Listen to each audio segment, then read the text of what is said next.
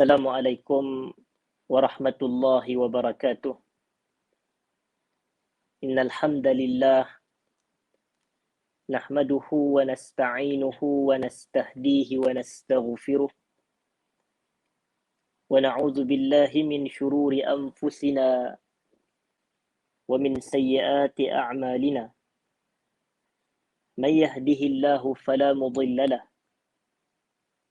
wa man yudlil fala hadiya lahu. أشهد أن لا إله إلا الله وحده لا شريك له وأشهد أن سيدنا محمدا عبده ورسوله. اللهم صل وسلم وبارك على حبيبنا وسيدنا محمد وعلى آله وأصحابه أجمعين أما بعد. Yang saya hormati jawatan kuasa pengurusan Yayasan Ta'lim selaku penganjur. Seterusnya hadirin dan hadirat, para penonton, para pencinta ilmu yang dirahmati Allah sekalian. Pertamanya, alhamdulillah, kita rafa'kan syukur kepada Allah Subhanahu wa taala kerana sekali lagi pada pagi ini kita dapat bertemu dalam majlis pengajian ilmu. Dan mudah-mudahan majlis kita pada pagi ini dilimpahkan keberkatan daripada Allah Subhanahu wa taala. Dari sudut Allah menjadikan kita ini mengamalkan ilmu yang kita dengar, dan kemudiannya kita sebarkan ilmu yang kita dengar ini kepada rakan-rakan kita, keluarga kita, sahabat handai kita, kenalan kita yang lain, insya-Allah. Dan seperti yang diiklankan, hadirin dan hadirat, majlis ilmu kita pada pagi ini adalah bicaranya berkenaan dengan 7 cara mengambil keberkatan daripada Al-Quran.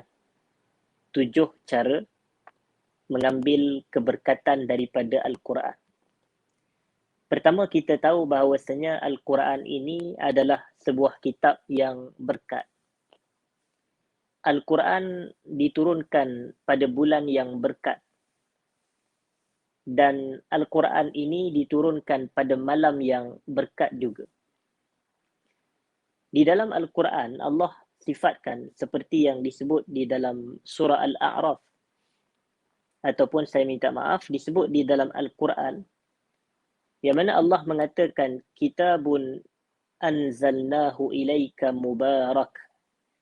Al-Quran ini, kata Allah, merupakan sebuah kitab yang telah kami turunkan ia kepada kamu, mubarak, kitab yang diberkati. Kitab yang diberkati. Dan Al-Quran diturunkan pada bulan yang penuh keberkatan, iaitu bulan Ramadan. Seperti yang Allah sebut di dalam surah Al-Baqarah ayat yang ke-185. Allah kata, syahrul Ramadan allazi unzila fihi al-Quran. Bulan Ramadan ini adalah bulan yang diturunkan padanya Al-Quran. Dan di dalam hadis, Nabi kita menyifatkan Ramadan ni sebagai syahrun mubarak, bulan yang penuh keberkatan. Sehingga disebut dalam hadis yang diriwayatkan oleh Al-Imam At-Tirmidzi, baginda menyatakan, atakum syahrul Ramadan, syahrun mubarak, kata Nabi. Telah tiba kepada kamu bulan Ramadan, dan bulan ini adalah bulan penuh keberkatan. Jadi bulan Ramadan, bulan penuh keberkatan, bulan yang mana diturunkan di dalamnya Al-Quran. Dan Al-Quran juga ia turun pada malam yang penuh berkat, iaitu malam Al-Qadar. Sehingga disebut di dalam surah Ad-Dukhan, Allah mengatakan, inna anzalnahu fi lailatin mubarakah. Sesungguhnya kami ini telah menurunkan Al-Quran pada malam yang mubarakah, malam yang penuh keberkatan. Merujuk kepada Lailatul Qadar. Seperti yang disebut dalam surah Al-Qadar ayat yang pertama. Inna anzalnahu fi lailatul qadar. Sesungguhnya kami ini menurunkan Al-Quran pada malam Al-Qadar. Pada malam Al-Qadar. Jadi Lailatul Qadar, nama lain baginya adalah Lailah Mubarakah, malam yang penuh keberkatan. Maka terhimpun 3 keberkatan. Al-Quran itu berkat, diturunkan pada malam yang berkat, diturunkan pada bulan yang berkat. Jadi bila kita cerita tentang perkataan berkat ini, maka kita nak tahu apa makna berkat. Dan berkat ni asasnya maknanya adalah al-khairul kathir, kebaikan yang banyak, kebaikan yang banyak. Kadang-kadang sebahagian ulama mendefinisikan berkat. Mereka kata berkat itu adalah al-khairul ilahi, kebaikan daripada Allah, kebaikan daripada Allah. Dan sebenarnya Al-Quran telah menceritakan cara kepada kita ini untuk mendapat keberkatan dalam kehidupan kita. Kita biasa baca doa wabarik li fima a'tait. Sebahagian wabarik lana fima a'tait jika imam membacanya dalam bentuk jamak ataupun ramai orang. Tapi kalau kita baca sendirian, kita baca wabarik li fima a'tait. Ya Allah, kau berkatilah aku terhadap segala yang kau berikan, kurniakan kepada diri aku ini. Jadi kita minta berkat ni daripada Allah. Dan di dalam Al-Quran, Allah memberitahu tentang cara untuk mencapai keberkatan. Yang ni tidak terhad kepada Quran sahaja yang kita nak cerita dan bahas pada pagi ini. Tetapi dalam keseluruhan kehidupan kita ini. Allah kata, walau anna ahlal qura amanu wattaqaw lafatahna alaihim barakatim minas sama'i wal ard, kata Allah.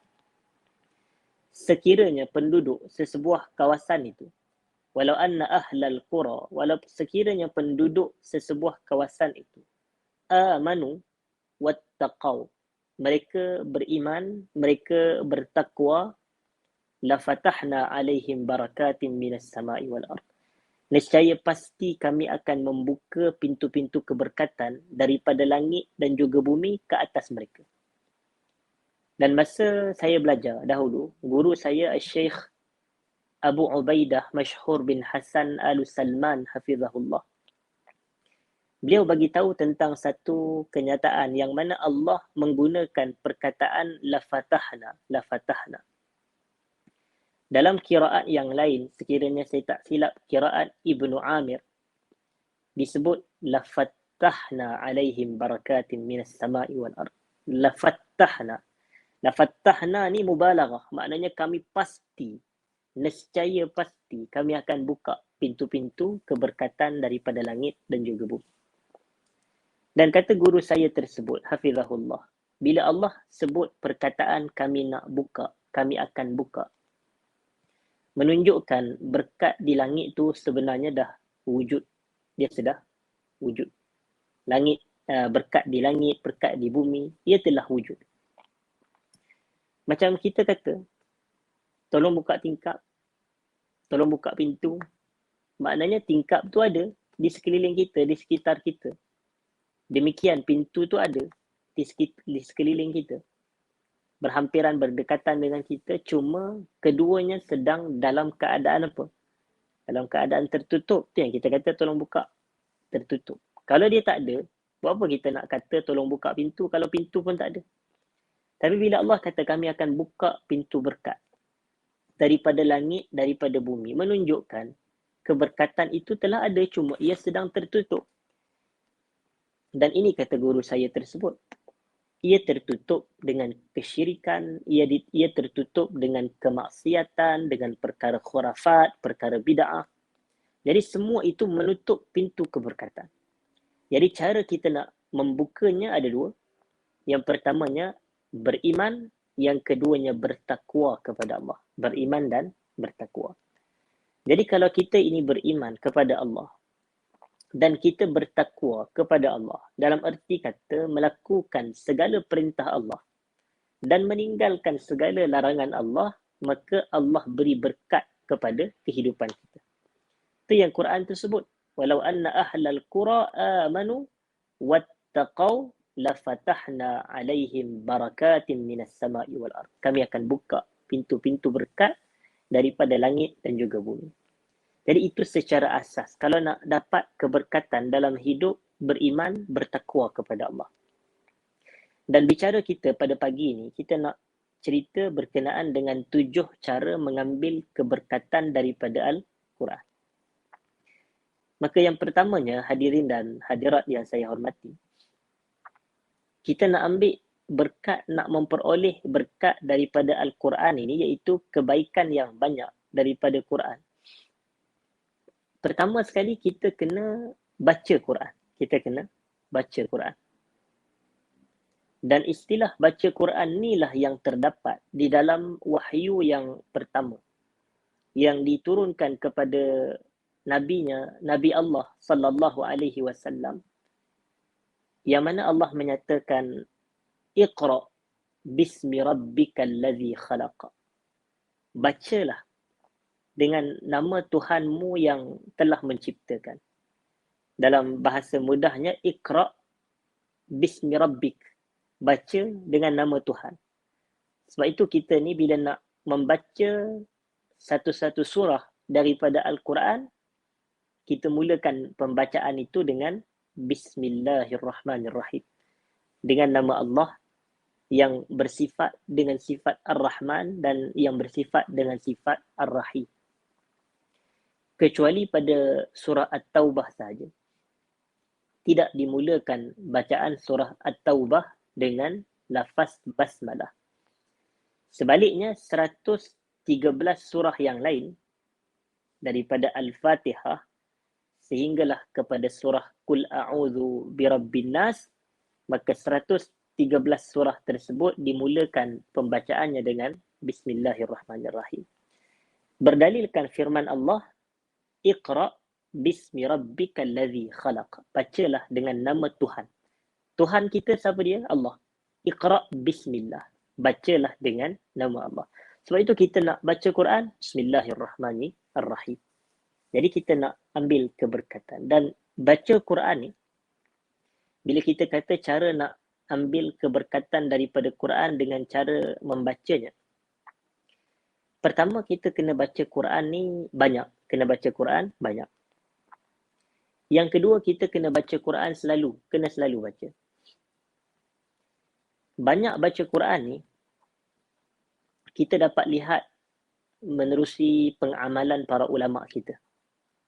Kalau tuan-tuan mempelajari kitab At-Tibyan fi Adabi Hamalatil Quran yang ditulis oleh Al-Imam Nawawi rahmatullahi alaih, dalam kitab tu ada diceritakan bahawasanya sebahagian ulama kita ni sehari khatam Quran sebanyak sekali. Walaupun kita kata yang afdal, yang utamanya 3 hari sekali khatam. 3 hari sekali khatam. Tapi ada ulama kita yang mana khatam lebih kurang daripada jumlah 3 hari sekali. Ada yang sehari sekali, ada yang sehari 2 kali.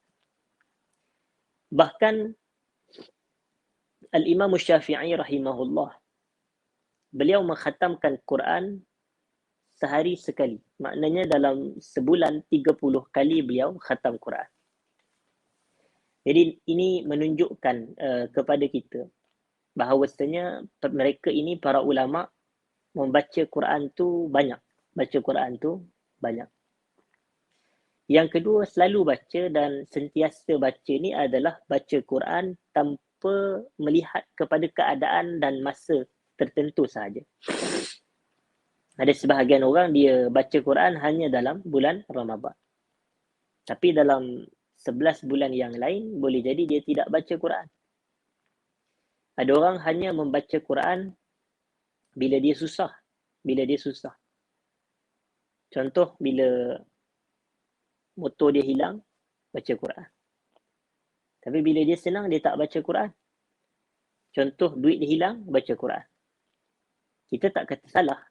Cuma, adakah ini tuntutan syarak? Tuntutan syarak tidak begitu. Tuntutan syarak ni, dia suruh kita baca Quran tak kira keadaan. Sentiasa baca Quran. Masa kita senang pun, kita baca Quran. Susah pun, kita baca Quran. Masa kita kaya, baca Quran. Masa kita miskin pun, kita baca Quran. Masa kita sihat, baca Quran. Masa kita sakit pun, kita baca Quran. Masa kita muda, kita baca Quran. Masa tua pun, baca Quran. Di maknanya baca Quran ni tak mengira keadaan. Sebab itu Nabi SAW sebut, Iqra'ul Quran, fa'innahu ya'ti yawmal qiyamati syafi'an li ashabi.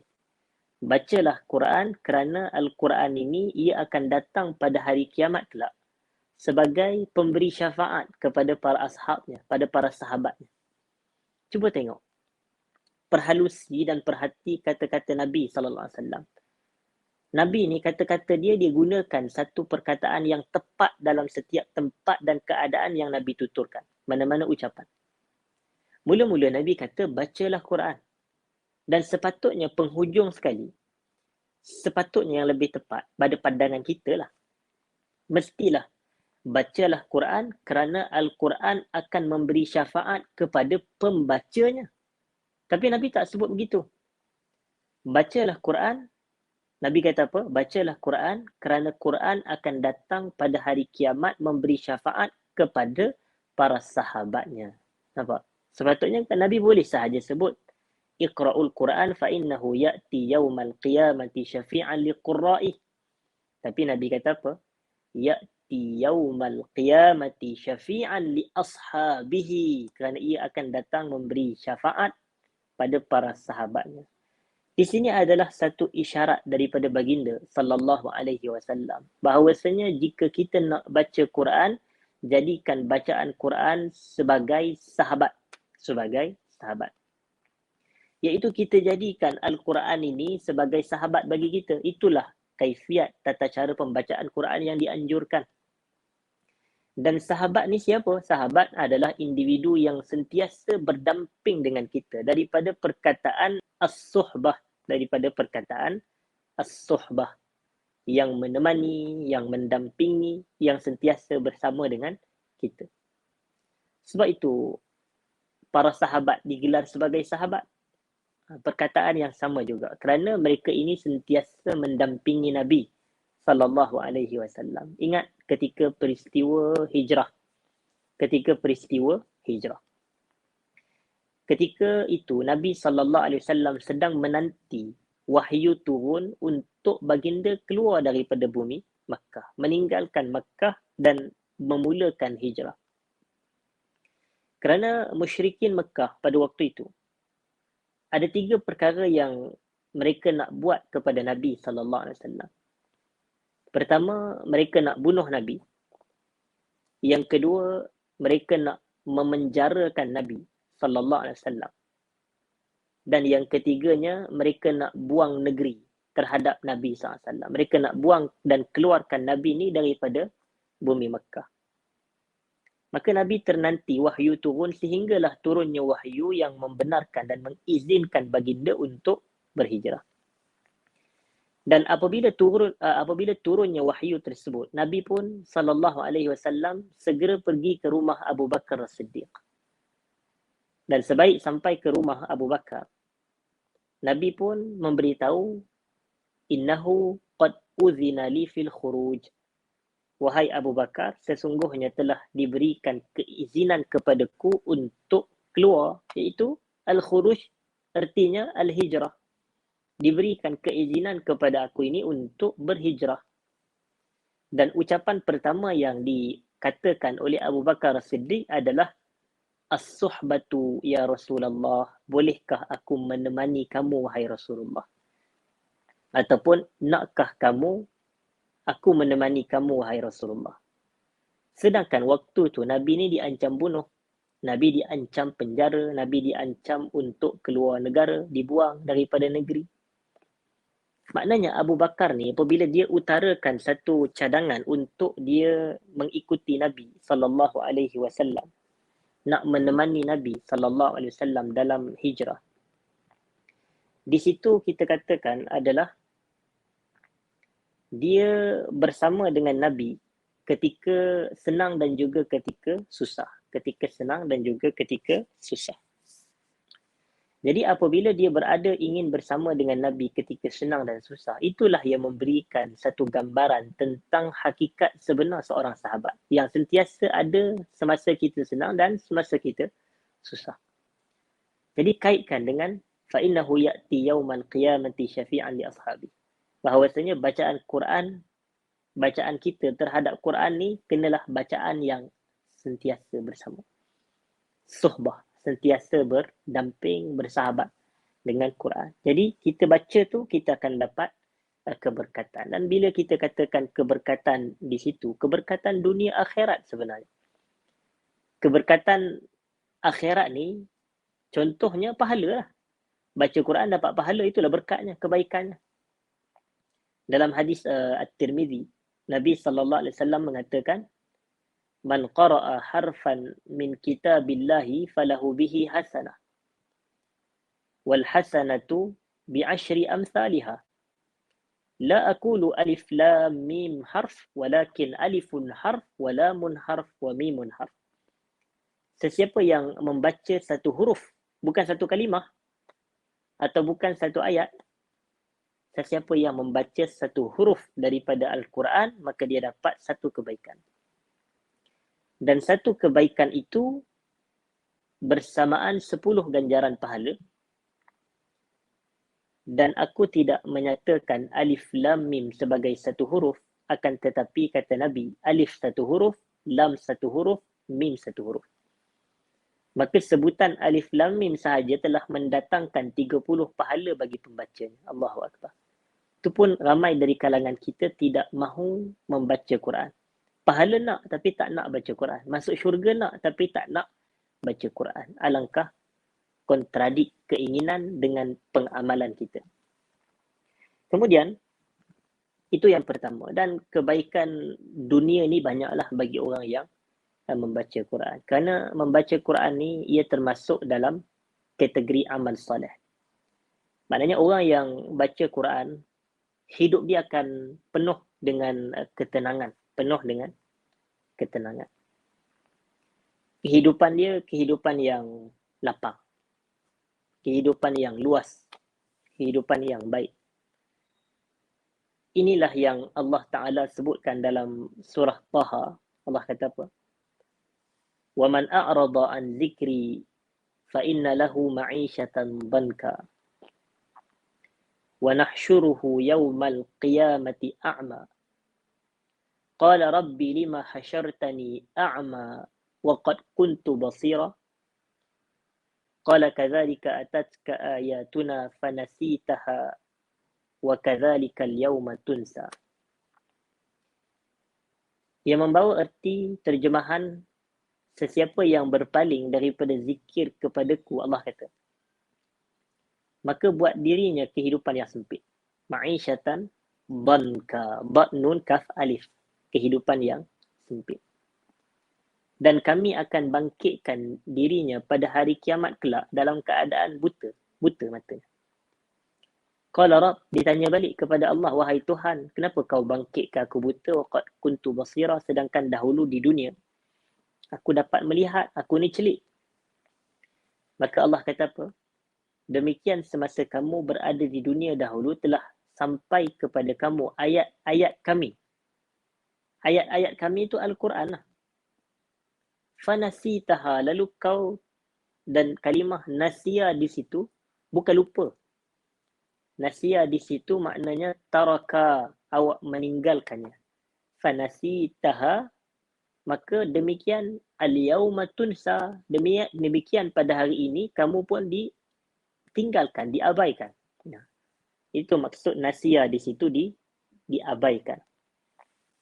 Dan para ulama seperti Al-Imam Al-Qurtubi rahimahullah, beliau mengatakan, وَمَنْ أَعْرَضَ عَنْ ذِكْرِي أَيْ وَمَنْ أَعْرَضَ عَنْ دِينِي وَعَنْ تِلَاوَةِ كِتَابِ. Sesiapa yang berpaling daripada agamaku dan berpaling daripada membaca kitabku. Membaca kitabku. Maknanya tak nak baca Quran. فَإِنَّ لَهُ مَعِيشَةً ضَنْكَا. Maka buat dirinya kehidupan yang sempit. Kehidupan yang sempit. Jadi kita ni itu kelebihan, maknanya kefahaman yang berlawanannya apa? Maknanya kalau berpaling lawannya, fokus, menghadap. Siapa yang menghadap ke arah pembacaan Quran, maka buat dirinya kehidupan yang baik, yang luas, yang lapang. Siapa yang berpaling, baginya kehidupan yang sempit. Inilah yang disebut oleh Allah Ta'ala di dalam Al-Quran. Allah kata, Man amila salihan min zakarin aw unsa wa huwa mu'min falanuhyiyannahu hayatan thayyibah. Nampak? Sesiapa yang beramal saleh dari kalangan orang lelaki dan orang perempuan dalam keadaan dia beriman, maka kami akan menghidupkan dirinya dengan kehidupan yang baik. Hayatan thayyibah, kehidupan yang baik. Selesai kepada cara yang pertama. Selesai kepada cara yang pertama, dan cara yang pertama ini adalah kita kena membaca Quran. Maka kita dapat keberkatan daripada Al-Quran dunia akhirat. Maknanya kalau untuk keberkatan dari sudut dunia bila kita baca Quran, salah satunya adalah kita akan dapat kehidupan yang lapang, kehidupan yang tenang, kehidupan yang baik. Dan kehidupan ataupun keberkatan kebaikan di akhirat adalah dengan cara kita ini mendapat pahala, dan dengan pahala kita masuk syurga Allah. Begitulah kefahamannya. Dan ada satu lagi hadis yang mana Nabi kita sallallahu alaihi wasallam mengatakan, Iqra' wartaqi warattil kama kunta turattil fid dunya fa inna manzilataka 'inda akhiri ayatin taqra'uha, kata Nabi. Bacalah Quran dan naiklah kamu daripada satu tingkatan kepada satu tingkatan. Dan hendaklah kamu membacanya secara tartil sebagaimana dahulu kamu di dunia dahulu membacanya secara tartil. Kerana sesungguhnya kedudukan kamu di syurga adalah mengikut ayat terakhir yang kamu baca. Maknanya apa? Apa makna kehidupan ataupun apa makna kedudukan kamu di syurga mengikut ayat terakhir yang kamu baca? Maknanya mudah. Makin banyak kita baca Quran, makin tinggi kedudukan kita di akhirat. Itulah terjemahannya. Itulah tafsirannya. Makin banyak kita baca Quran, makin tinggi kedudukan kita. Sebab tu Nabi kata apa? Kedudukan kamu di syurga mengikut ayat terakhir yang kamu baca. Maknanya lagi banyak kita baca, lagi tinggi kedudukan kita di syurga, insya-Allah. Itulah keberkatan dunia akhirat yang diperoleh. Syaratnya apa? Baca Quran. Baca Quran. Itu yang pertama. Yang kedua adalah keberkatan mempelajari Quran. Keberkatan mempelajari Quran. Keberkatan mempelajari Quran ni adalah disebut dalam surah Ar-Rahman itu dalam ayat yang kedua. Yang mana Allah kata apa? Allah kata Ar-Rahman. Kemudian Allamal Quran. Allah yang bersifat dengan sifat Ar-Rahman. Dan kita tahu bahawasanya Ar-Rahman dan Ar-Rahim ni diambil daripada kata dasar yang sama juga. Cuma seperti yang disebutkan oleh para ulama kita, ada perbezaan antara Ar-Rahman dan Ar-Rahim. Ar-Rahman ni adalah kasih sayang Allah yang umum, meliputi keseluruhan makhluknya, baik manusia, baik haiwan, baik tumbuh-tumbuhan. Maka Allah merahmati kesemuanya. Allah melimpahkan rahmatnya kepada semua sekali. Sebab itu dalam surah Al-Mulk, Allah kata apa? Walam yarau ila at-tayri fawqahum saffatin wa yaqbid ma yumsikuhunna illa ar-Rahman. Allah cerita tentang burung. Burung yang terbang di langit. Dia mengembangkan sayapnya dan dia mengatuk sayapnya, dan tidaklah yang menahan burung tersebut daripada jatuh melainkan Allah Ar-Rahman. Kerana kasih sayang Allah meliputi makhluk selain manusia pun. Burung, haiwan-haiwan, tumbuh-tumbuhan, semuanya dijaga oleh Rahman Allah Subhanahu wa taala. Sifat Ar-Rahman Allah Subhanahu wa taala. Adapun Ar-Rahim ini, ia adalah kasih sayang Allah yang khusus. Kasih sayang Allah yang spesifik kepada hamba-Nya yang beriman sahaja. Sebab itu Allah sebut wa kana bil mu'minina rahima. Allah Maha Rahim kepada siapa? Al-mu'minin. Wa kana bil mu'minina rahima. Allah Maha Rahim kepada orang yang beriman. Kemudian Allah kata 'allamal Quran. Ini sifat Allah, perbuatan Allah. Allah mengajarkan Quran.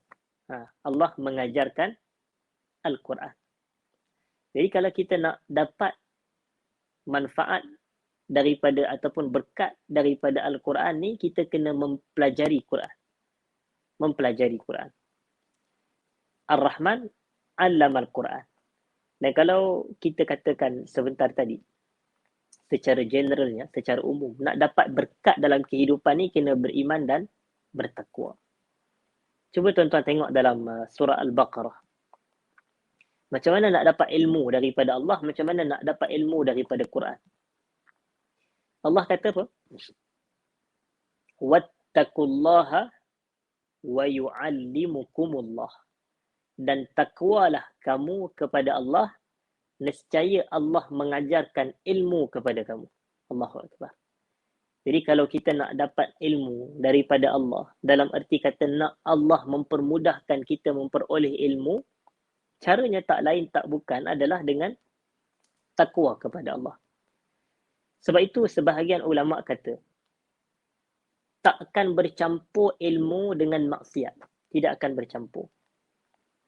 Seseorang yang banyak melakukan maksiat, hatinya atau dirinya susah nak terima ilmu. Susah nak terima ilmu. Tetapi seorang yang meninggalkan maksiat, bahkan mengerjakan amal saleh dan taat, maka dia akan mudah mendapat ilmu. Berdalilkan firman Allah, wattaqullaha wa yu'allimukumullah dalam surah Al-Baqarah tersebut.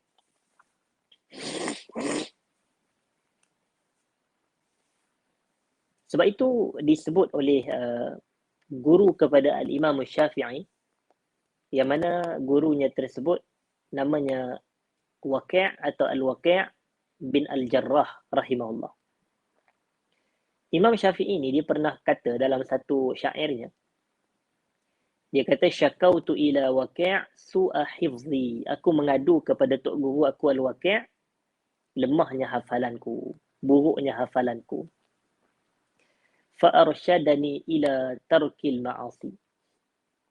Dia membimbing aku ni untuk meninggalkan maksiat.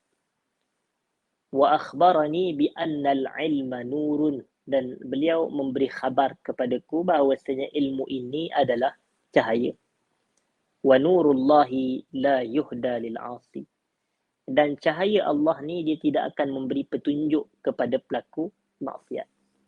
Sebenarnya kata-kata Waqi' ni dia bukan ditujukan khusus kepada Imam Syafi'i, tak. Tapi dia bagi nasihat umum. Nanti ramai orang kata apa dia maksiat Imam Syafi'i, apa dia dosa yang dilakukan oleh Imam Syafi'i. Yang tu bukan matlamat utama untuk kita tahu. Tetapi nasihat umum daripada Waqi' Ibn Al-Jarrah tu yang paling penting untuk kita terima. Kadang-kadang masyarakat ni, dia tak nampak prioriti, dia nak cari benda-benda yang tersembunyi. Sedangkan keutamaannya adalah fokus kita untuk meninggalkan maksiat. Dengan meninggalkan maksiatlah baru kita akan mendapat ilmu. Itu fiqhnya, itu kefahamannya. Jadi kita kata wattaqullah, takwa kepada Allah. Allah bagi kita ilmu. Dan macam mana nak dapat ilmu daripada Al-Quran ni? Maknanya takwa kepada Allah dengan melakukan segala perintah Allah dalam Quran dan meninggalkan segala larangan Allah di dalam Al-Quran. Allah ajarkan kita ilmu. Dan maksud Allah ajarkan kita ilmu ni, kita mudah faham bila kita belajar. Kita mudah faham. Saya ingat ada satu kisah seorang tokoh ulama, iaitu Al-Imam Ibn Taymiyah rahimahullah. Beliau ni satu hari beliau ada satu kemusykilan untuk menafsirkan ayat-ayat Al-Quran. Dan surah yang beliau sukar dan sulit untuk tafsirkan tersebut adalah surah Al-Ikhlas. Qul huwallahu ahad tu. Kemudian beliau pergi ke masjid. Beliau ambil wuduk dan kemudian beliau salat, dan semasa sujud beliau mengatakan, Ya muallima Adam wa Ibrahim allimni. Ya muallima Adam wa Ibrahim allimni. Wahai guru kepada Nabi Adam, wahai guru yang mengajarkan ilmu kepada Nabi Ibrahim, kau ajarkanlah ilmu kepadaku. Allimni, allimni. Dan setelah itu mudah bagi dia untuk menyiapkan tafsir surah Al-Ikhlas tersebut. Allahu Akbar. Dan masih wujud pun sampai ke hari ini tafsir surah Al-Ikhlas oleh Ibnu Taimiyah rahimahullah. Jadi kita tengok. Jadi cara nak ambil keberkatan daripada Al-Quran ini adalah dengan cara kita menuntut ataupun mempelajari Al-Quran. Mempelajari Al-Quran. Dan cara yang ketiganya adalah dengan mengamalkan Quran. Dengan setelah berilmu, kita beramal. Mengamalkan Quran.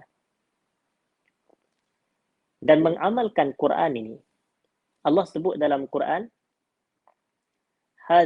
wa hadza kitabun anzalnahu mubarakun fattabi'uh.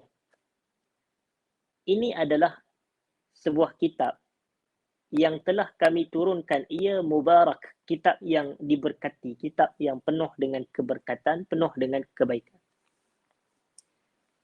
Fattabi'uh. Maka ikutilah kitab ni. Ikutlah kitab ni.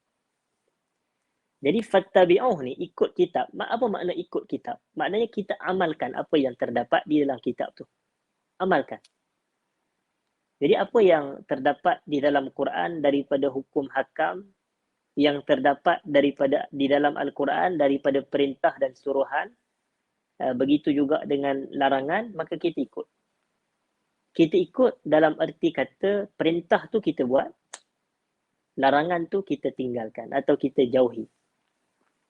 Contoh, Quran kata wa aqimus salah, dirikanlah salat. Itu kan perintah. Maka kita ikut perintah tersebut, kita pun melaksanakan salat. Kerana apa? Kerana Allah suruh dalam Quran. Itulah kita ikut kitab.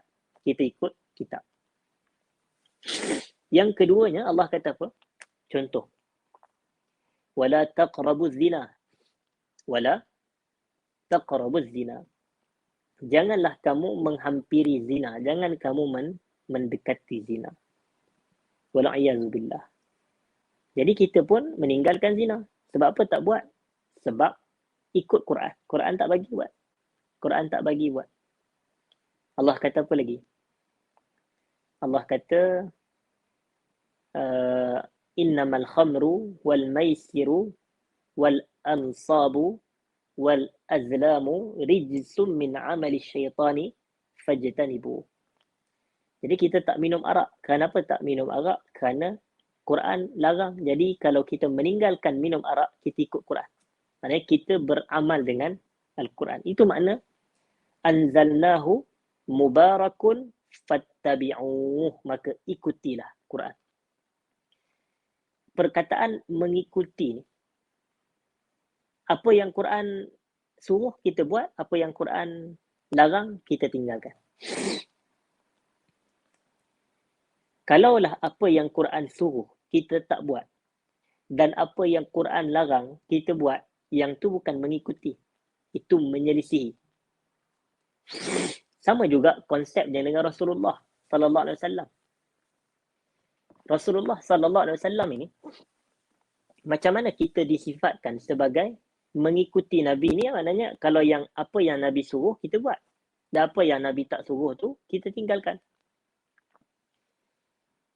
Tapi sebahagian masyarakat pada hari ini, benda yang Nabi tak suruh lah dia buat. Benda yang Nabi suruh buat, dia tinggalkan pula. Kemudian dia kata, kami mengikuti Nabi. Alangkah kontradiknya dakwaan dengan pengamalan. Maknanya perbuatan dia sebenarnya menyelisihi Nabi, tapi dia kata dia mengikut Nabi. Salah lah. Nabi tak suruh buat, dia buat. Nabi suruh buat, dia tak buat. Banyak benda-benda yang kita tengok digantikan dengan benda-benda yang tak disuruh buat pun dalam agama ini.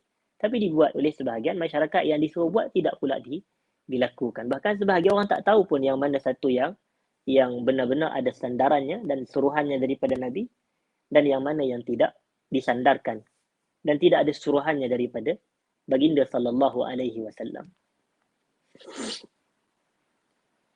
Dan hadirin dan hadirat, sebenarnya tadi kan saya kata yang kedua adalah mempelajari Al-Quran, cara nak ambil keberkatan, dan yang ketiga saya kata mengamalkan. Jadi sebenarnya kedua-dua cara tadi, mempelajari mengamalkan, bila digabungkan, itu nama lainnya adalah tadabbur. Nama lainnya adalah tadabbur. Jadi tadabbur ni meliputi proses mempelajari Al-Quran dan mengamalkan Quran. Itulah dia tadabbur. Mempelajari dan mengamalkan Al-Quran. Itulah tadabbur. Dan Quran kata apa? Quran kata kitabun anzalnahu ilaika mubarakun liyadabbaru ayatihi waliyatadhakkara ulul albab, kata Allah. Ini adalah sebuah kitab yang telah kami turunkan ia kepada kamu wahai Muhammad sallallahu alaihi wasallam, kitab yang diberkati. Liyadabbaru ayatihi. Tujuan utama Quran diturunkan adalah untuk tadabbur. Dan apa makna tadabbur? Pelajari dan amalkan. Itu makna tadabbur. Berilmu dan beramal. Dan untuk golongan ulul albab mengambil peringatan. Waliyatadhakkara ulul albab. Dan tadabbur inilah yang kita sebutkan. Teras utama Quran diturunkan. Allah kata dalam dua tempat, afala yatadabbaruna al-Quran am ala qulubin aqfaluha. Tidakkah mereka ingin untuk tadabbur Quran? Apakah pada jantung hati mereka itu terdapatnya kunci? Adakah hati mereka telah terkunci mati? Jadi kalau orang tanya, Ustaz, macam mana nak lapang dada saya? Macam mana ilmu nak mudah masuk? Macam mana cahaya iman dan hidayah Allah mudah untuk diterima oleh dada kita ini? Jawapannya, tadabbur Quran. Tadabbur Al-Quran. Maknanya mempelajari Quran, memahami makna-makna ayat Al-Quran Al-Karim. Baca terjemahan, baca tafsir, rujuk kepada para ulama tafsir ataupun asatizah yang memang ada credibility dalam ilmu tafsir Al-Quran. Itu cara kita tadabbur. Bukan kefahaman sendiri-sendiri, tidak. Tapi kefahaman yang dirujuk kepada tafsir. Tengok apa Ibnu Abbas kata. Kita tengok apa Ikrimah kata. Kita tengok apa kata As-Suddi. Kita tengok apa kata Mujahid bin Jabar. Kita tengok apa kata Qatadah. Barulah kemudian ulama-ulama tafsir seperti At-Tabari, seperti Al-Imam Al-Qurtubi, seperti Al-Imam Al-Baghawi, seperti Al-Imam Ibnu Katsir dan seumpamanya tokoh-tokoh besar yang kita katakan dari kalangan ulama-ulama tafsir kita. Rujuk tafsiran mereka. Itulah cara kita tadabbur yang sebenar. Baik. Jadi ilmu dan amal tadi nama lainnya adalah tadabbur. Jadi boleh jadi satu tapi dipecahkan kepada dua. Baik, sebahagian ulama kata 5 cara kita ambil manfaat daripada Quran. Sebahagian ulama kata ada 7. Jadi kita nak bahas berkenaan 7 perkara. Itu yang ketiga. Yang keempat adalah cara untuk kita memperoleh dan meraih keberkatan Al-Quran ini adalah dengan kita ni al-istima'. Al-istima'. Istima' ni adalah kita fokuskan pendengaran kita dengan niat untuk mendengar. Dia mesti kena ada niat. Maknanya niat nak dengar bacaan Al-Quran. Dan al-istima' tu adalah pendengaran dengan fokus dan teliti. Macam tu. Memang kita nak dengar baca Quran. Kita buka Quran di radio ke, di YouTube ke, di MP3 ke, di mana-mana aplikasi ke. Dan memang kita duduk, kita dengar. Dan cara itu adalah cara untuk kita dapat kebaikan yang banyak daripada Quran. Dengar Quran. Sebab itu Allah sebut dalam surah Al-A'raf ayat yang ke-204 Allah kata wa idza quri'al Qur'anu fastami'u lahu wa ansitu la'allakum turhamun. Allah kata. Dan apabila dibacakan Al-Quran fastami'u lahu, maka dengarlah dengan fokus, dengarlah dengan teliti terhadap bacaan tersebut. Dan diamlah ketika Al-Quran dibacakan, mudah-mudahan kamu mendapat rahmat. Mudah-mudahan kamu mendapat rahmat. La'allakum turhamun. Jadi ada dua tuntutan ketika Al-Quran dibacakan. Pertama, al-istima', Dengar dengan fokus, dengar dengan teliti, dan yang keduanya al-insat, diam ketika Quran dibacakan. Kalau kita buat dua benda tu, baru kita dapat berkat daripada Quran. Bila Quran dibacakan. Dengar dengan fokus, diam ketika Al-Quran dibacakan. Dan sebenarnya para ulama tafsir, mereka kata ayat ni merujuk kepada dua situasi. Yang pertamanya adalah semasa khutbah Jumaat tu. Jadi semasa khutbah Jumaat tu, kita kena diam dan kita kena dengar dengan teliti. Dan yang kedua, kata para ulama, ini merujuk kepada salat berjamaah. Khususnya pada salat al-jahriyah, salat yang dibaca secara jahar, secara kuat. Seperti subuh, maghrib dan isyak. Begitu juga seperti salat Jumaat, salat 2 hari raya, salat tarawih dan seumpamanya. Maka salat-salat yang dibaca secara kuat ini, ketika imam membaca surah, makmum diam dan dengar dengan teliti, dan setelah imam selesai bacaan surah, barulah makmum memulakan bacaan. Contoh, kita angkat takbir. Walaupun yang lebih tepatnya kita melafazkan takbir. Jadi imam baca Al-Fatihah, dan ketika imam baca Fatihah, kita diamlah sebagai makmum. Maknanya kita dengar dan diam ketika imam baca Fatihah. Selepas imam selesai baca Fatihah, barulah kita baca Fatihah. Barulah kita membaca Fatihah. Kemudian ketika imam membaca surah, maka kita pun diam dan kita dengar dengan fokus bacaan surah imam. Namun kita tak perlulah membaca surah yang sama kerana imam yang membaca dan bacaan imam tu telah memadai. Barulah kemudiannya kita rokok. Maknanya di sini salat berjamaah yang dibaca kuat. Maka kita dituntut sebagai makmum untuk mendengar dan diam ketika Al-Quran dibacakan. La'allakum turhamun. Mudah-mudahan kamu mendapat rahmat.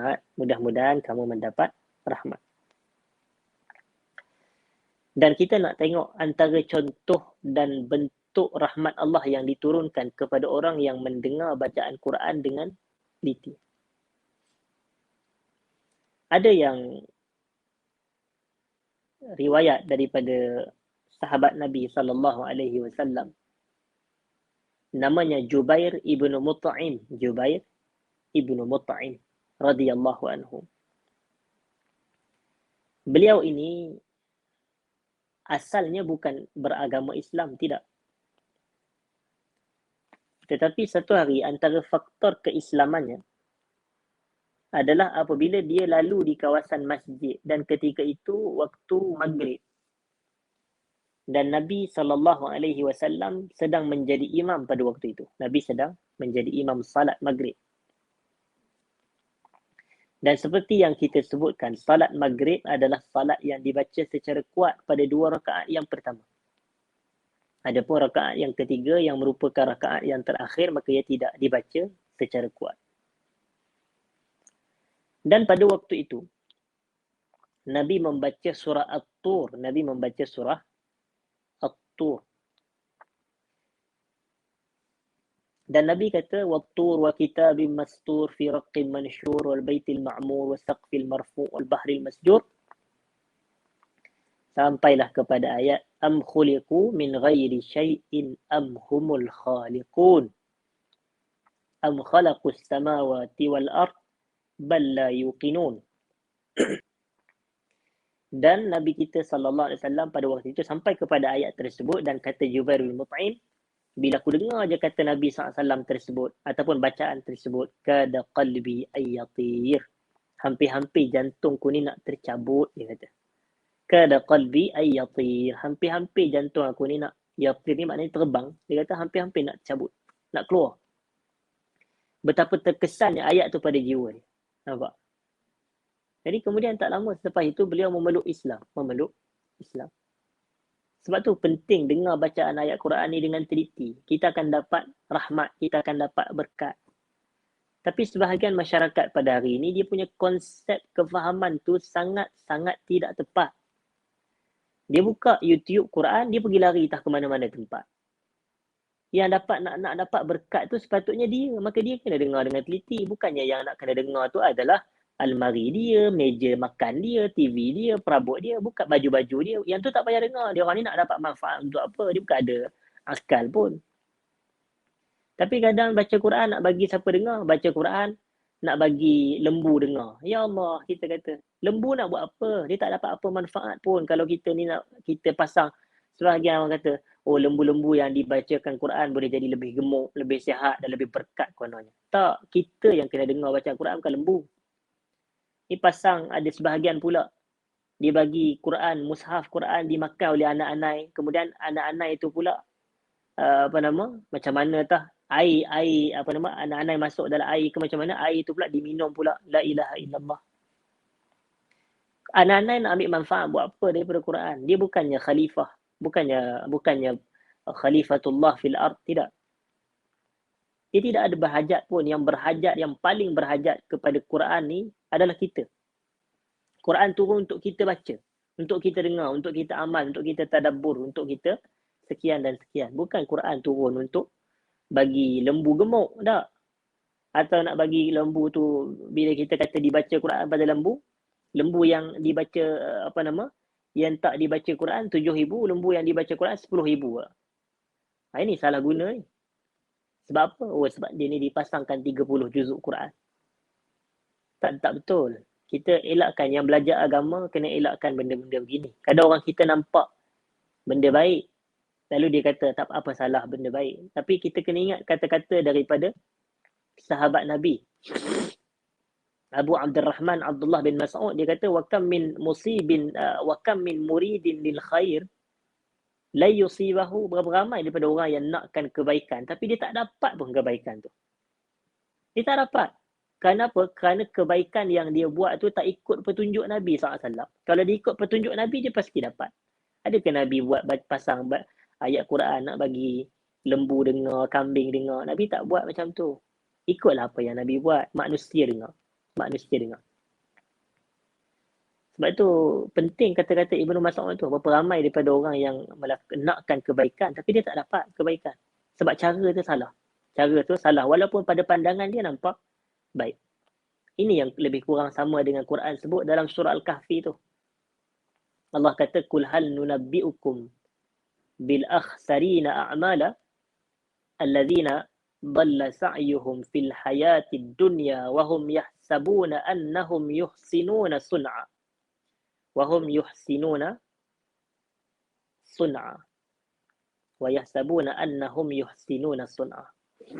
Terjemahannya apa? Kul, katakan wahai Muhammad sallallahu alaihi wasallam, hal nunabbiukum, nakkah kamu aku bagi tahu kepada kamu bil akhsarina a'mala, tentang amalan yang paling rugi sekali, iaitu allazina dhalla sa'yuhum fil hayatid dunya. Maknanya perbuatan mereka tu perbuatan yang sesat daripada petunjuk Allah.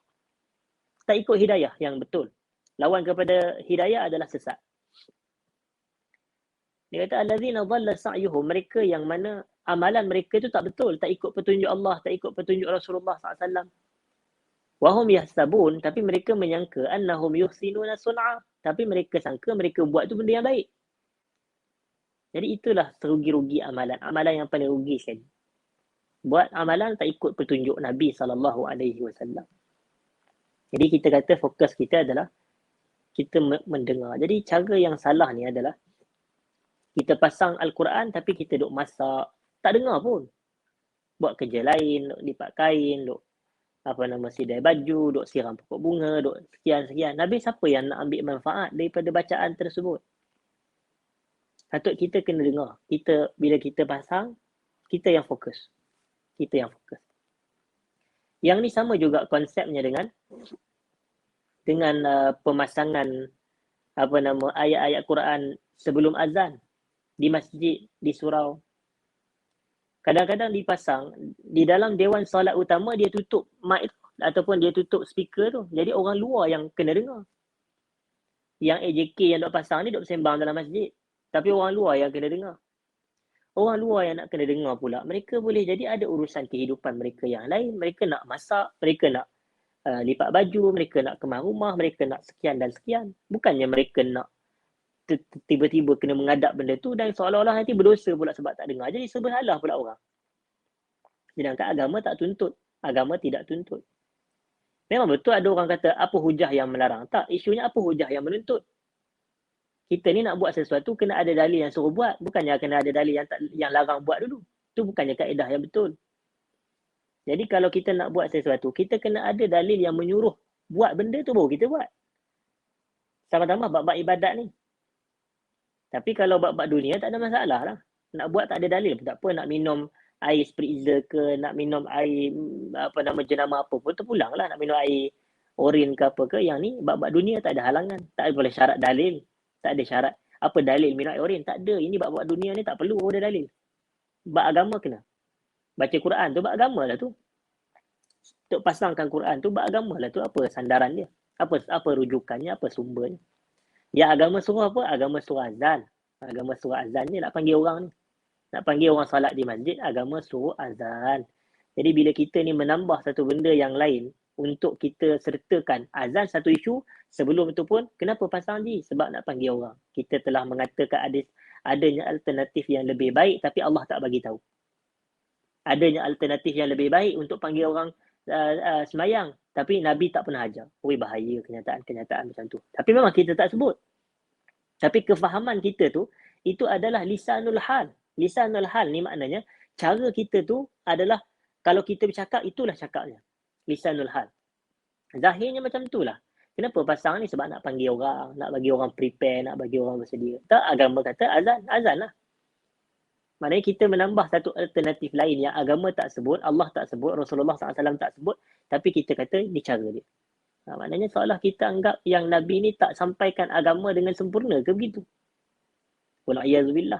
Sedangkan Allah dah kata dalam Quran, Al-yawma akmaltu lakum dinakum. Aku dah sempurnakan bagi kamu agama kamu. Jadi sebenarnya tidak ada keperluan sebenarnya. Tidak ada keperluan kepada perkara-perkara seperti ini. Kerana fokus kita nak dengar bacaan Quran dengan teliti. Maknanya kita nak dengar ni dia adalah timing dia. Bukan tiap-tiap masa kita nak orang kena dipasangkan dan dihidangkan. Boleh jadi mengganggu orang lain. Jadi sebab itu dalam keadaan seperti ini, kalau kita nak dengar bacaan Quran, biar kita sendiri yang pasang. Kita fokus, kita boleh dengar dan ambil manfaat. Ada sebuah kisah berkenaan dengan seorang ulama yang namanya Al-Imam Abdul Ghani Al-Maqdisi rahimahullah. Abdul Ghani Al-Maqdisi. Abdul Ghani Al-Maqdisi ni dia tulis kitab Umdatul Ahkam. Dia tulis kitab Mukhtasar Sirah Nabi sallallahu alaihi wasallam wa ashabihi al-asharah. Dan beliau ni satu hari beliau dijemput untuk bermalam atau menjadi tetamu kepada seorang lelaki ni di Asbahan. Dan memang menjadi tradisi ulama, dah kalau orang jemput, dia pergilah. Dia datanglah. Maka Abdul Ghani Al-Maqdisi pun dia pergi ke rumah orang tersebut. Dan apabila masuknya waktu salat, mereka berdua, Abdul Ghani Al-Maqdisi dan tuan rumah ni pun pergi ke masjid. Dan bila mereka berdua nak masuk masjid, Abdul Ghani Al-Maqdisi ni dia tengok ada seorang lelaki berhampiran dengan masjid tu. Dia sedang berdiri tegak. Di bawah cahaya matahari. Di bawah panas terik mentari. Kemudian Abdul Ghani Al-Maqdisi ditanyalah kepada tuan rumah dia tu, kenapa si fulan ni tak masuk masjid semayang bersama dengan kita? Kemudian tuan rumah dia bagi tahu, fulan adalah Syamsi. Si fulan ni adalah seorang penyembah matahari. Maknanya dia bukan orang Islam. Dia penyembah matahari. Agama dia agama Syamsi. Maka Abdul Ghani Al-Maqdisi ni dia kata, terkejut hati aku, ataupun dia kata sempit dada aku bila aku dengar kenyataan tersebut. Kemudian pada malam tu Abdul Ghani Al-Maqdisi dia datang ke masjid untuk dia salat malam. Dan lelaki yang penyembah matahari tu pun dia ada di luar. Dia tak beribadat kerana matahari tak ada. Dia ni kan penyembah matahari, dah kalau matahari dah malam mana nak sembahnya. Jadi dia berehat. Malam dia berehat. Kemudian apabila dia duduk berehat, dia dengarlah bacaan Quran oleh Abdul Ghani Al-Maqdisi yang dibacanya di dalam salat. Dia dengar bacaan Quran tersebut. Dan esoknya dia pergi ke rumah, tuan rumah tempat Abdul Ghani Al-Maqdisi menjadi tetamu itu, dan dia ketuk pintu. Dan bila dia ketuk pintu, yang buka pintu adalah tuan rumah, dan tuan rumah tanya apa hajat. Dia kata, mana tetamu kamu, aku nak jumpa dengan dia. Maka keluarlah Abdul Ghani Al-Maqdisi, maka Abdul Ghani Al-Maqdisi tanya apa hajat. Dia kata, aku nak memeluk Islam. Aku nak memeluk Islam. Terkejut Abdul Ghani Al-Maqdisi. Abdul Ghani Al-Maqdisi ditanya sebab. Dia kata, lamma sami'tuka taqra'ul Quran, waqa'al Islam fi qalbi. Ketika mana aku dengar sahaja kamu membaca Quran. Lama apa? Sami'tu, nampak? Aku dengar. Ketika aku mendengar sahaja kamu membaca Quran, Islam ni melekat dalam hati aku. Allahu Akbar. Islam melekat dalam hati aku. Maknanya ayat-ayatnya indah. Ayat-ayatnya memberi kesan. Dan apabila dibaca dengan kefahaman dan didengar dengan kefahaman, Islam ni agama yang benar. Maka dia pun memeluk Islam. Anda bayang, daripada seorang penyembah matahari kepada penyembah pencipta matahari. Allahu Akbar. Bukankah itu rahmat yang paling besar sekali? Daripada syirik kepada tauhid. Daripada kegelapan, kekufuran kepada cahaya Islam. Bukankah itu rahmat yang paling besar yang Quran kata dalam surah Al-A'raf 2 tempat tadi? Fastami'u lahu wa ansitu la'allakum turhamun. Mudah-mudahan kamu mendapat rahmat. Mudah-mudahan kamu mendapat rahmat. Dan begitu juga yang berlaku kepada Sayyiduna Umar. Sayyiduna Umar. Kan ada doa Nabi SAW. Allahumma a'izzal Islam. Ya Allah, kau kuatkan dan perkasakan Islam ini dengan salah satu daripada dua Umar. Salah satu daripada dua Umar. Satunya adalah Umar bin Al-Khattab. Satu lagi adalah Amr bin Hisham. Amr bin Hisham. Lalu mustajab doa Nabi, maka Allah bagi hidayah kepada Umar bin Al-Khattab. Tapi cuba kita tengok dan teliti macam mana Umar mendapat hidayah. Banyaklah kisahnya, antaranya disebutkan dalam kitab Siyaru A'lamin Nubala, ditulis oleh Al-Imam Az-Zahabi. Iaitu Sayyiduna Umar ni satu hari dia keluar daripada rumahnya untuk dia pergi serang Nabi SAW. Dia nak pergi serang Nabi. Dan sebahagian tahan.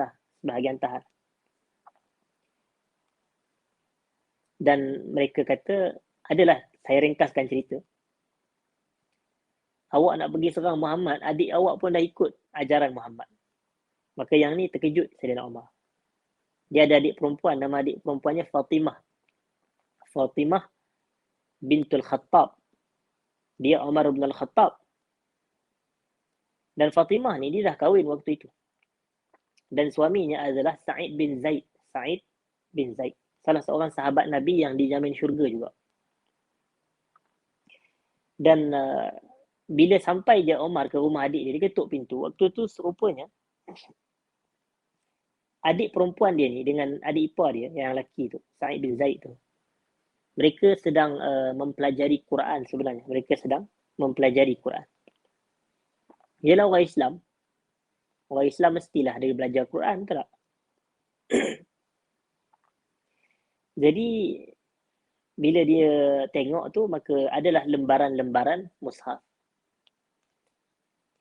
Dan Sayyidina Umar kata, aku nak tengok, bagi aku benda tu. Maka ada sebahagian riwayat tersebut. Adik dia kata tak boleh. Dia kata, hazal Quran wal Quranu la yamassuhu illa tahir. Ini adalah Quran dan Quran ni tak boleh disentuh melainkan oleh orang-orang yang suci sahaja, orang yang bersuci. Sebab tu kita ni kata, antara perkara yang mensyaratkan untuk kita berwudu adalah nak sentuh mushaf. Yang ni sepakat para ulama mazhab. Nak pegang Quran ni, nak pegang mushaf Quran ni, kena ada wuduk. Kalau nak baca Quran tanpa memegang mushaf, tak apa, tak ada wuduk pun. Maknanya kalau kita dalam keadaan berhadas kecil, contoh sekarang. Saya baca Quran, tapi saya tak ada wuduk. Contohlah. Tapi saya tak pegang mushaf. Yang ni tak ada salahnya. Yang ni tak ada salahnya. Tidak makruh, tidak haram. Tidak haram, tidak makruh. Cuma kalau saya ambil wuduk, saya baca Quran, walaupun tak pegang mushaf Quran, yang tu lebih utamalah. Lebih afdal. Cuma kalau nak pegang mushaf, contoh, katakan, ni mushaf. Nak pegang mushaf, memang kena ada wuduk. Wajib ada wuduk. Syarat. Tak boleh pegang Quran tanpa wuduk. Tapi kalau nak baca tanpa pegang Quran, tak ada masalah. Tak ada isu. Jadi balik kepada isu tadi menunjukkan Saidina Umar ni, adik dia kata Quran ni suci. Ini Quran, dan Quran tak boleh dipegang melainkan oleh orang yang suci saja. Sebahagian riwayat kata Saidina Umar minta supaya adik dia baca. Maka dibacalah Quran. Dan surah yang dibaca tersebut adalah surah apa? Surah Taha. Surah Taha. Taha ma anzalna alaika al-Qur'ana litashqa. Sehinggalah sampai kepada ayat dalam surah yang sama, Allah kata apa? Allah kata, innani anallah. La ilaha illa ana. Fa'budni wa aqimis salata li zikri. Sesungguhnya aku ni adalah Allah. Allah kata. La ilaha illa ana. Tidak ada Tuhan selain aku, kata Allah. Fa'budni, abdikanlah diri kamu kepadaku, Allah kata. Wa aqimis salata li zikri, dan dirikanlah salat untuk mengingati aku, kata Allah. Ayat ni ayat tauhid, ayat tauhid. Maka bila sampai kepada ayat tersebut didengar oleh Umar bin Al-Khattab, maka dia pun terus pergi ke rumah Nabi sallallahu alaihi wasallam untuk hasratnya memeluk Islam. Memeluk Islam. Dan akhirnya, betul. Memang Umar ibn Al-Khattab dia memeluk Islam dan menjadi manusia yang paling, orang kata antara manusia yang paling agung di dalam Islam. Rankingnya antara yang paling tinggi di dalam Islam. Dia yang ketiga selepas Rasulullah sallallahu alaihi wasallam. Rasulullah yang paling tinggi. Kemudian selepas Nabi adanya Abu Bakar As-Siddiq, dan selepas Abu Bakar adalah Umar ibn Al-Khattab radhiyallahu taala anhu. Jadi ini salah satu riwayat lah, salah satu riwayat. Sebahagian riwayat kata pula Saidina Umar ni dia ambil wuduk dan kemudian dia sendiri yang baca. Tapi poin yang saya nak sampaikan adalah bahawasanya dengan mendengar Quran kita boleh ambil manfaat dan mengambil keberkatan. Itu cara yang keempat, cara yang keempat. Yang kelima, cara mengambil manfaat yang kelima adalah dengan kita ni menjadikan Al-Quran sebagai peringatan, Dan ini yang disebutkan di dalam surah Al-A'raf tadi. Saya minta maaf. Di dalam Al-Quran, dalam ayat Kitabun anzalnahu ilaika mubarak tu, liyadabbaru ayatihi, sambungannya apa? Sambungannya adalah waliyatadzakkara ulul albab, dan supaya golongan ulul albab mengambil peringatan daripada Quran yang kami turunkan itu. Jadi cara nak ambil keberkatan daripada Quran adalah kita kena mengambil peringatan daripada Quran. Ambil peringatan dan pengajaran daripada Quran. Contoh. Waliyatadzakkara ulul albab. Dan ulu ni maksud dia apa? Ulu ni adalah yang memiliki, yang mempunyai. Ulul albab, ulil absar, ulul amri. Itu. Dan albab, ulul albab di situ adalah kata banyak daripada lub. daripada lub. Lub ini adalah akal pemikiran. Maknanya orang yang banyak berfikir menggunakan jantung hatinya, dia adalah ulul albab. Itu maknanya. Banyak berfikir. Dan tempat kita berfikir ni adalah qalbu kita ni. Al-qalbu as-sanaubari, kata Imam Al-Ghazali. Al-qalbu as-sanaubari. Jadi jantung hati kita ni adalah tempat kita berfikir. Allah kata apa? Walaqad zara'na li jahannama katsiran minal jinni wal ins. Kami tempatkan dalam neraka Jahannam tu banyak dari kalangan jin dan manusia. Mereka ni lahum qulubun. Mereka ada hati, la yafqahuna biha. Tapi mereka tak berfikir dengan hati tersebut. Dan dalam ayat yang lain Allah kata, dalam surah yang lain Allah kata apa?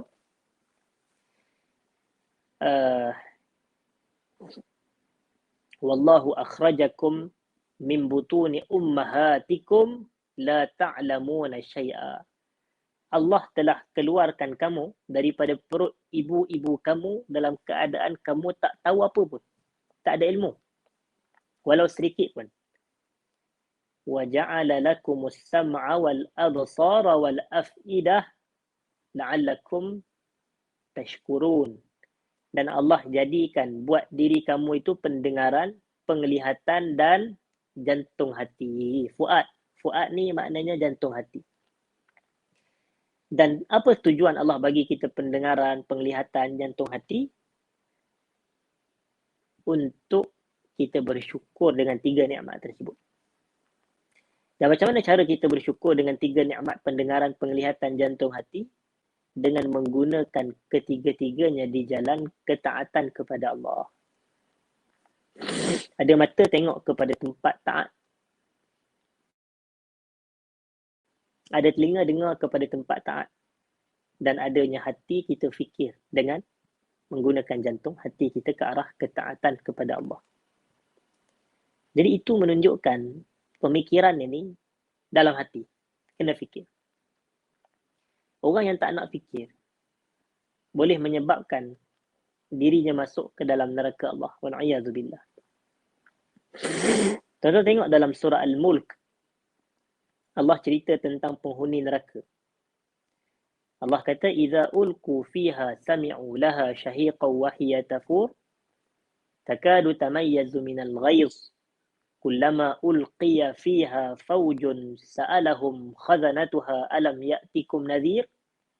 Qalu bala qad ja'ana nadhirun fakadzabna wa qulna ma nazzala Allahu min syai' in antum illa fi dhalalin kabir.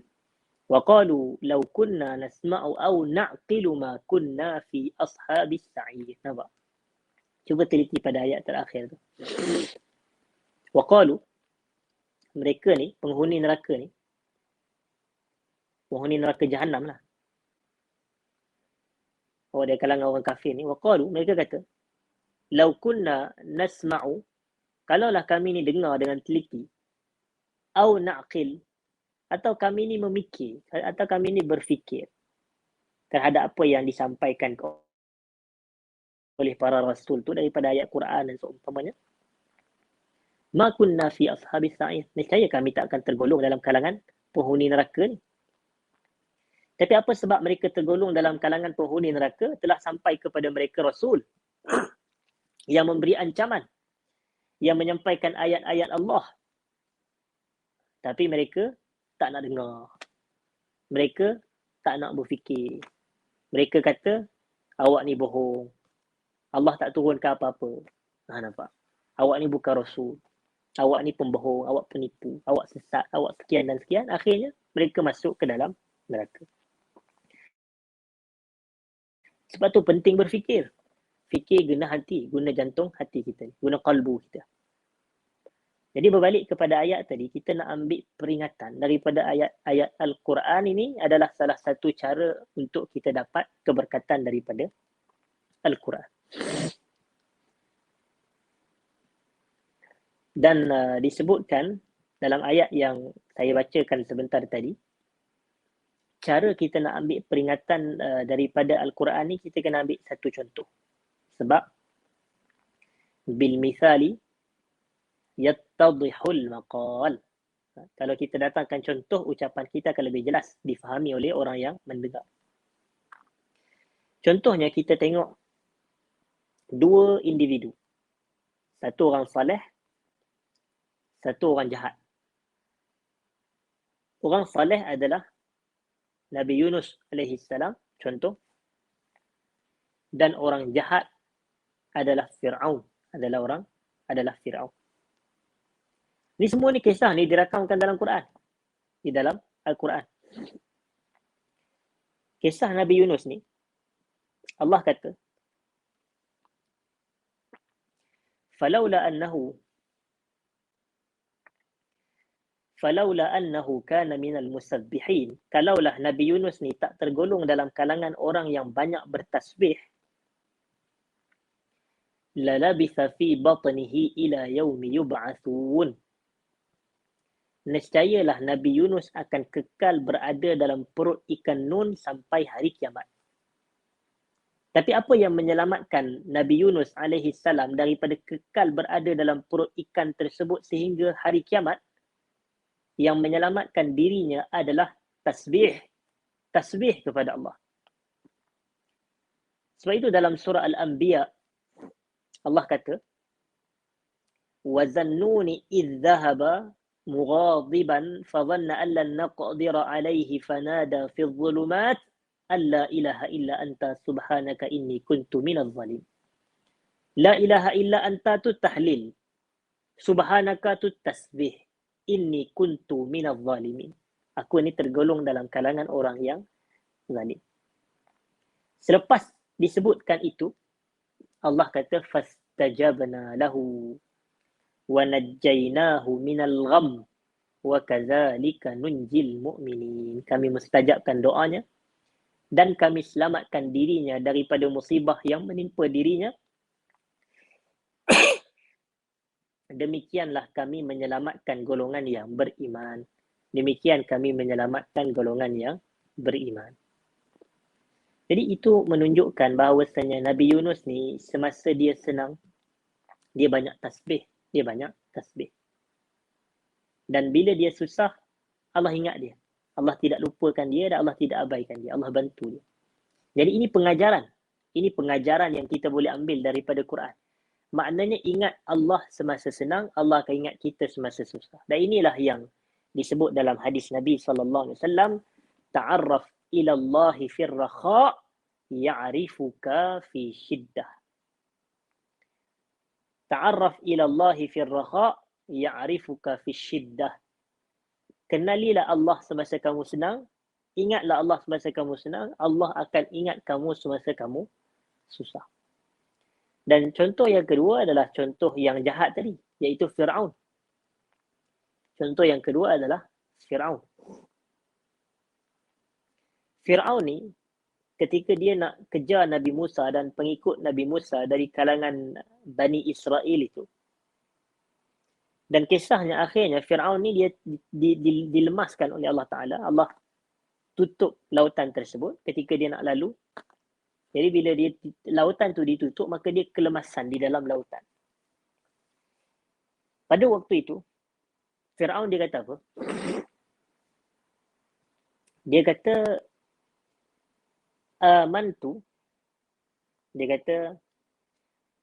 amantu annahu la ilaha illa allazi amanat bihi banu Israel. Aku beriman bahawasanya tidak ada Tuhan melainkan Tuhan yang diimani oleh Bani Israel. Wa ana minal muslimin, dia kata. Dan aku tergolong dalam kalangan orang Islam.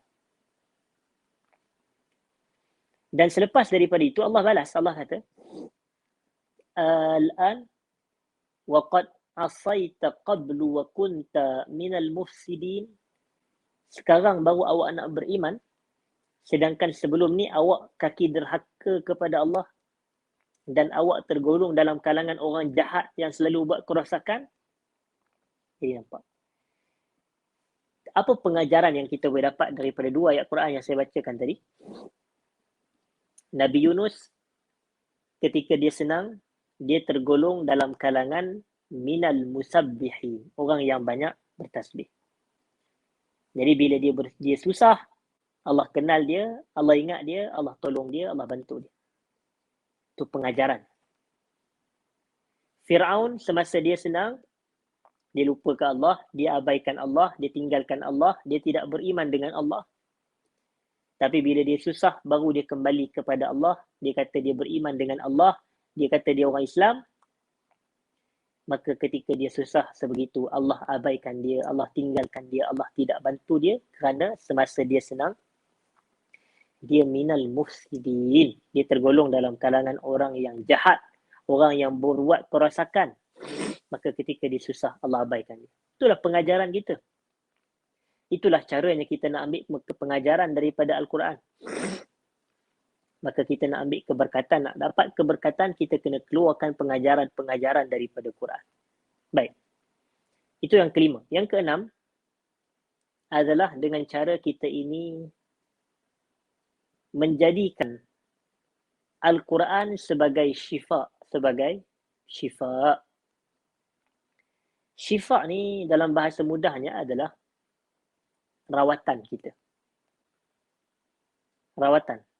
Ataupun penyembuh. Sebagai penyembuh. Dan ini Quran sifatkan. وَنُنَزِّلُ مِنَ الْقُرْآنِ مَا هُوَ شِفَاءٌ وَرَحْمَةٌ لِلْمُؤْمِنِينَ. Dan kami telah turunkan daripada Al-Quran itu yang merupakan syifa dan juga rahmat bagi orang yang beriman. Al-Quran hakikatnya adalah rawatan hati kita. Rawatan hati kita. Seperti yang kita tahu, sakit ni dia terbahagi kepada dua. Ada penyakit zahir, ada penyakit batin. Penyakit zahir ni seperti darah tinggi, kecil manis, kanser dan seumpamanya. Dan penyakit batin ni seperti riak, takabur, ujub, sum'ah, hasad dan seumpamanya. Jadi Al-Quran ni dia nak bagi satu rawatan kepada kita ni untuk merawat dua kategori penyakit tersebut. Contohnya, penyakit takabur. Penyakit takabur. Apa rawatan untuk kita mengelakkan sakit takabur ni? Bangga diri dan megah diri ni?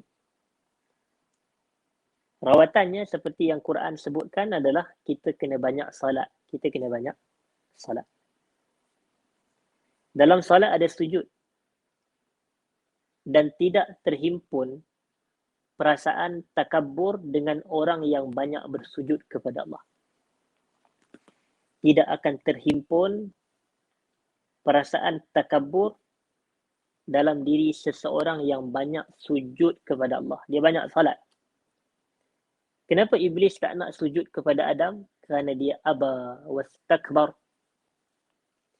Dia enggan dan dia sombong. Dia enggan dan dia sombong. Jadi kalau kita banyak salat, kita takkan sombong dengan orang. Dengan Allah pun tidak. Dengan orang pun tidak. Jadi itulah syifa yang Quran ajarkan. Tapi tak dinafikan, ada juga ayat-ayat Quran ni yang dijadikan sebagai syifa bagi penyakit-penyakit luaran juga.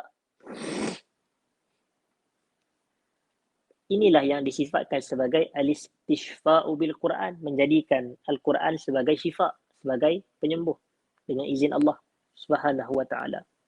Yang menyembuhkan hakikatnya adalah Allah. Mungkin tuan-tuan biasa dengar kisah yang diriwayatkan oleh Al-Imam Al-Bukhari tentang beberapa orang sahabat Nabi yang mereka pergi ke sesebuah kawasan perkampungan dan mereka minta izin untuk menjadi tetamu di kawasan tersebut. Mereka minta izin untuk menjadi tetamu. Tetapi penduduk kawasan tu mereka tidak benarkan. Mereka tidak benarkan. Lalu mereka pun baringlah di luar kampung tu, duduk berehat sekejap. Sebab dah orang tu tak nak jemput jadi tetamu, tak nak terima. Tiba-tiba dia punya sayyid, dia punya ketua, macam ketua kampung ke, macam tok pengulu ke, macam tu lah lebih kurang. Maknanya pemimpin besar dalam kawasan tersebut, tiba-tiba dia ini disengat oleh kalajengking. Disengat oleh kalajengking ini adalah penyakit luar, bukan penyakit dalaman yang saya sebut seperti riak, takabur tadi, tidak.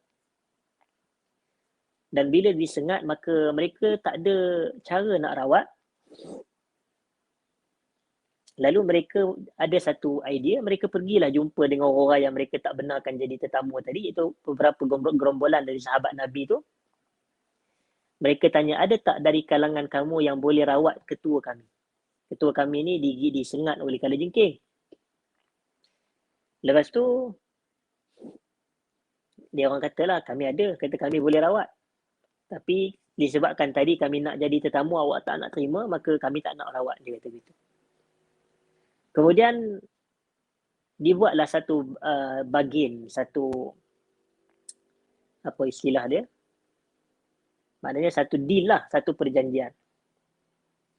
Awak selamatkan pemimpin kami, ketua kami akan bagi haiwan ternakan kepada awak. Kambing ke apa dia ke. Dalam hadis tu lah, hadis riwayat Bukhari tu. Saya lukis secara makna je lah. Yang tu lah dalil terhadap dalam perbahasan fiqh yang disebut sebagai ju'alah, sebagai ju'alah. Maknanya kita buat sesuatu, kita dapat upah. Kita dapat ganjaran terhadap khidmat yang kita berikan, ju'alah. Dan caranya apa? Caranya diambil satu bekas tu dan diisi air dalam bekas tersebut dan dibaca Fatihah, dibaca surah Al-Fatihah. Dan diberi minum kepada ketua yang sakit digigit, disengat oleh kalajengking tersebut. Dan dengan izin Allah Subhanahu Wa Taala sembuh.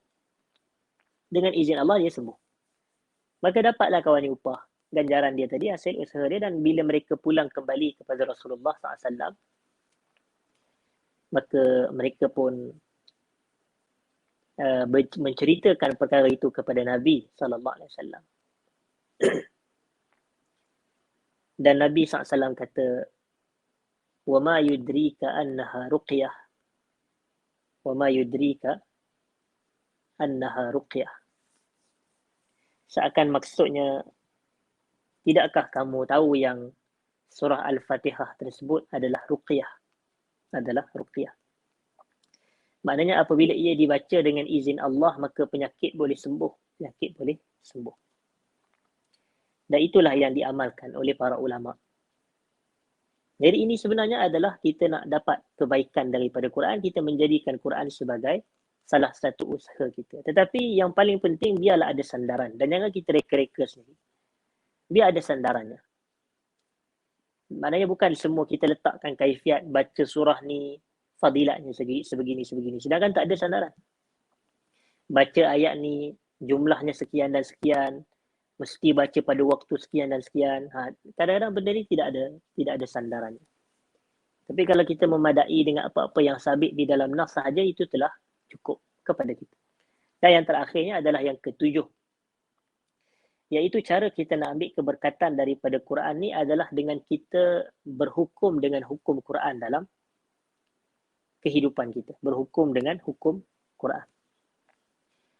Dan sebenarnya berhukum dengan hukum Quran ni dia lebih kurang juga dengan beramal dengan Quran tadi. Cuma bila disebut hukum, dia mungkin lebih merujuk kepada peringkat negara. Maknanya undang-undang tu mengikut undang-undang yang ditetapkan oleh syarak di dalam Quran. Maknanya berpetunjuk, berhukum dengan hukum Al-Quran. Jadi sebagai kesimpulan, ada 7 cara kita nak ambil keberkatan daripada Al-Quran ini. Yang pertamanya, kita kena baca Quran. Yang keduanya, kita kena mempelajari Quran. Yang ketiganya, kita kena mengamalkan Al-Quran. Yang keempatnya, kita kena mendengar dengan teliti bacaan Quran. Yang kelimanya, kita kena menjadikan Al-Quran ini sebagai peringatan dan sebagai pengajaran. Yang keenamnya, kita nak dapat keberkatan daripada Quran dengan menjadikan Al-Quran ini sebagai syifa, sebagai penyembuh dan perawat bagi sakit-sakit zahir dan batin kita ini. Dan yang ketujuhnya adalah kita jadikan Quran sebagai hukum dalam perundangan hidup kita. Jadi saya dimaklumkan ada satu soalan, tapi saya tak dapat baca soalan tu. Mungkin boleh keluarkan kepada kita untuk saya baca. Baik, ada satu soalan daripada saudara Ridwan Makjani. Assalamualaikum Ustaz. Waalaikumsalam. Tadi Ustaz cakap tahrim tiada dalam Islam untuk panggil orang Islam untuk solat. Sebenarnya yang lebih tepat tarhim sebutan dia, tarhim. Tahrim tu lain. Jika tidak diperdengarkan tarhim, bilakah waktunya yang bukan Islam dapat mendengar bacaan Al-Quran? Mudah-mudahan dengan memperdengarkan tarhim, dapatlah kiranya orang-orang bukan Islam beroleh hidayah. Sebenarnya zaman Nabi pun ada orang bukan Islam. Tapi Nabi tak memperdengarkan dalam erti kata tanpa kerelaan mereka. Yang ni kita kena jelas. Zaman Nabi kan ramai orang Islam. Tapi kita tengok kisah Jubair bin Mut'im tadi. Mereka yang mencari. Mereka yang datang, duduk lalu di situ. Allah bagi hidayah ni atas kehendak Allah. Adalah caranya Allah bagi hidayah. Tapi kita katalah bahawasanya cara untuk kita memperdengarkan tarhim tu. Kadang-kadang itu dia akan timbul gangguan dan kadang-kadang mereka ni bukan mereka nak dengar sangat pun. Kalau mereka nak dengar, mereka akan mencari. Mereka dan cara mereka nak mencari itu boleh jadi mereka yang datang ke masjid, saya teringin. Sebab kita tak boleh nak assume, kita tak boleh nak expect itulah tujuan yang hakiki sebenarnya. Tidak. Kerana bayangkan orang Islam yang dengar baca Quran pun dia tak faham. Macam mana dengan orang yang bukan Islam? Tambahan pula pada pukul 4 pagi, 5 pagi dan pada pandangan mereka, kita assume nak bagi mereka dapat hidayah. Tapi pada pandangan mereka pula mengganggu mereka. Dan bila mereka kata ini mengganggu mereka, bukankah itu fitnah kepada agama? Tujuan kita nak mendekatkan mereka tapi yang realitinya mereka jauh daripada agama sebab mereka kata ganggu, nak tidur, ganggu ni, baru balik kerja, nak berehat tak boleh, bla bla bla bla. Jadi sebab tu kita kata Islam ni kalau benda tu baik, Islam lah lama anjurkan dah. Islam lah Nabi lah orang pertama buat. Kalau benda tu baik. Kalau benda, tuan-tuan tak rasa ke Nabi ni lah semangat dakwah nak bagi hidayah kepada orang bukan Islam. Nabi lagi tinggi daripada semangat kita. Tapi itu tidak dianjurkan oleh Nabi SAW. Bahkan Nabi ketika orang tengah solat malam, Nabi tengok ada orang baca ayat Quran kuat. Nabi alihkan, Nabi punya langsir, Nabi tengok. Nabi tegur. Nabi kata jangan tinggikan bacaan. Ada sebahagian dari kalangan kamu sedang solat. Nampak? Nabi tegur. Maknanya tak ada ke kita nak kata apa salahnya orang tu tengah dah baca Quran kuat, orang lain boleh dapat manfaat. Tak.